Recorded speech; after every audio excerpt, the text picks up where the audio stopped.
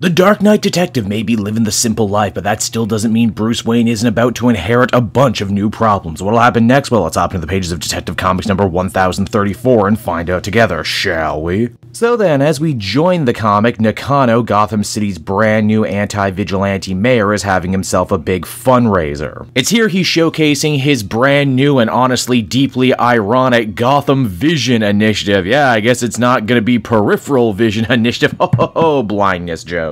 Bruce Wayne is among the wealthy elite on the guest list, though admittedly he's not as elite as he used to be after losing much of his fortune at the end of Joker War. He still gets to sit with all the founding families of Gotham. But these days, it's strictly a symbolic gesture. It's probably a good thing, though, that Bruce is there, because the fundraiser, as most fundraisers in Gotham do, ends up coming under attack by a group of thieves. These guys call themselves the Party Crashers, and if the color scheme wasn't a dead giveaway, they used to work for the Joker, but now that the Clown Prince is on the run, these guys are running free. Bruce springs into action to try and stop them, even jumping out a window just so he can get the opportunity to change into his costume. Naturally, Batman has an extra invested interest in stopping these party crashers, as the weapons and armor they're making use of just so happen to belong to Wayne Enterprises. Again, it's deeply ironic that in this situation the criminals are probably better equipped than Batman is right now, and equipped by Wayne Enterprises of all things. Batman manages to save all the partygoers from a grisly fate, but the bad guys unfortunately end up giving him the slip. Even if Batman is a little depleted these days, it won't slow him down. In fact, he's going out of his way to try and personally dig a brand new tunnel system in the sewers of Gotham City so he can have a way to zip around,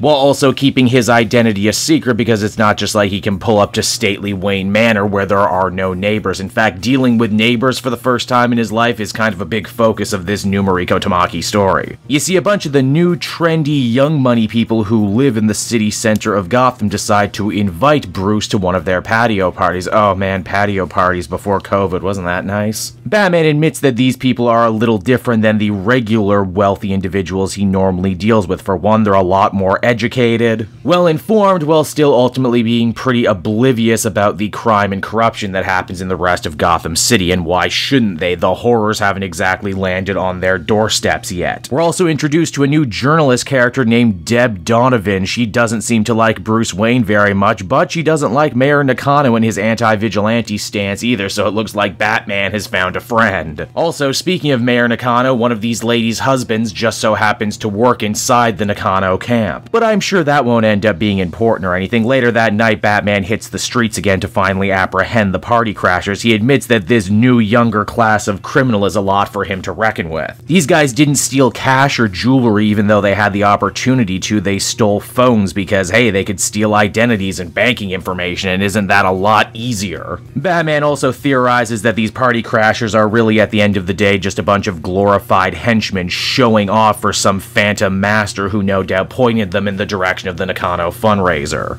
Batman cleans up this operation by moonlight, but by daylight, when he returns home, he ends up coming upon a grisly scene. It seems that one of his neighbors from the party the other night was murdered by her husband. The same one who just so happened to work for Mayor Nakano, and who, as the comic comes to a close, we see is actually making his escape from the cop using the same sewer tunnels that Batman was trying to dig out. Now, that's where the main story ends, but we actually get a very cool backup story by Joshua Williamson that continues the adventures of Damian Wayne. If you'll recall, when we last saw Damian, he had tried to reunite with his mother Talia, only for the both of them to become under attack by a strange group of assassins calling themselves the League of Lazarus. As Talia explains, the League of Lazarus were once part of the Great Demon's Head Empire, right next to the League of Assassins and the League of Shadows. The big difference, and the reason why you never heard of the League of Lazarus until right now, is they actively rebelled against Ra's and were put down. And if you're not absolutely in love with these new characters yet, wait for it, they have their own island called Lazarus Island, where they're going to be hosting a fighting tournament with some of the greatest assassins across the DC universe. Talia and Damian decide to team up to investigate this League of Lazarus stuff further, but Talia says this isn't going to be a fun mother-son outing, and that she's gonna treat him like he would be any other assassin in her employ. But wait, we're still not done, because from there we switch on over to the League of Shadows. They're following all this business as well too, and they are ready to put forward their own combatant for the fighting tournament. They say that this kid never misses, that he's an anti-Robin, a Hawk if you will, Connor Hawk, Green Green Arrow's illegitimate son back again. Hell to the yeah. And so that was Detective Comics issue number 1034, everybody, and I gotta admit I enjoy what Tamaki's doing here. This is a lot slower paced, more methodical take on the Batman story. If Batman is the big superhero book, then this is the book about Bruce Wayne trying to live his life, and especially live it given his new circumstances. It's fun to see Bruce out of his element, forced to be a regular person with neighbors and responsibilities that he never really had before, and because there's already been a murder in his neighborhood, he's going to have to get to work and solve it as well, the detective of Detective Comics. The Robin stuff by Joshua Williamson is also heating up a lot too. I didn't expect myself to get as invested in this story as quickly as I did, but I dig the extra lore that's been added to the whole League of Shadows, League of Assassins thing, and I mean, you put a Green Arrow character in there and really it's like you're just trying to appeal to me. I think for some people though, this may come off as too much of a slow burn, but I enjoyed it for what it was, which is why I give it a 7.5 out of 10. Hey there everyone, it's your pal Cape Joel again, and if you're seeing my face right now, that means you watched to the end of the video, and I'll always be grateful for that. Retention helps in this crazy YouTube game, and so does becoming a patron. If you head on down to the description, you can find a link to my Patreon page.